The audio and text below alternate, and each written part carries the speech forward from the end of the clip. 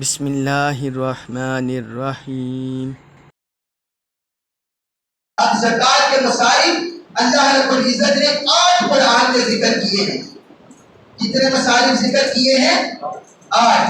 یہ سورۃ التوبہ آیت نمبر 60 میں فرمایا انما الصدقات للفقراء، پہلا فرمایا فقراء، جن کی ضروریات زندگی پوری نہ ہوتی ہو، جو لوگوں کے محتاج ہو، غریب ہو، انہیں بولتے ہیں فقیر۔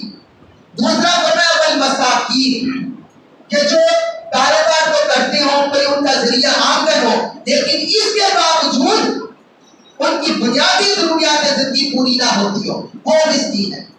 یہ دوسرا مطلب ہے زکوٰۃ خرچ کرنے کا۔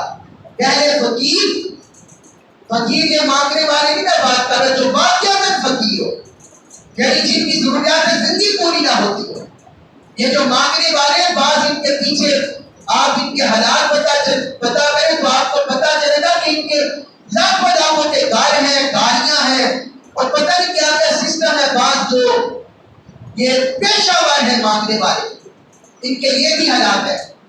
اس لیے آپ کوشش کریں کہ اپنی زکوٰۃ کا مطلب کسی جاننے والے کو دیں، کسی جاننے والوں کو دیں۔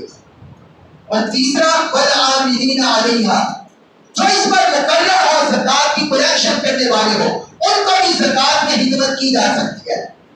اور چوتھی بات ہے والمؤلفۃ قلوبہم، کسی غیر مسلم کو اسلام کی طرف راغب کرنا ہو، یا کوئی نو مسلم ہو گیا ہو اس کو اسلام پر مجبور کرنا ہو، اسے بھی زکوٰۃ دی جا سکتی ہے۔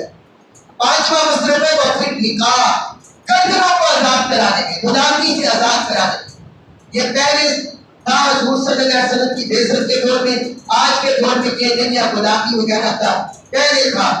اور چھٹا ہے والغارمین، قرض داروں کے بوجھ اتارنے میں، کہ جو مقروض ہو، کسی کا بھائی ہے، کسی کی بہن ہے، کسی کا کوئی اور رشتہ دار ہے، وہ مقروض ہے اور اس کا کوئی ایسی آمدنی بھی نہیں، کوئی ایسا کاروبار بھی نہیں کہ اس کا قرض ادا ہو سکے، تو اس کو قرض کی ادائیگی میں بھی زکوٰۃ ادا کر سکتے ہیں، اس کا قرض اس زکوٰۃ سے اتار سکتے ہیں۔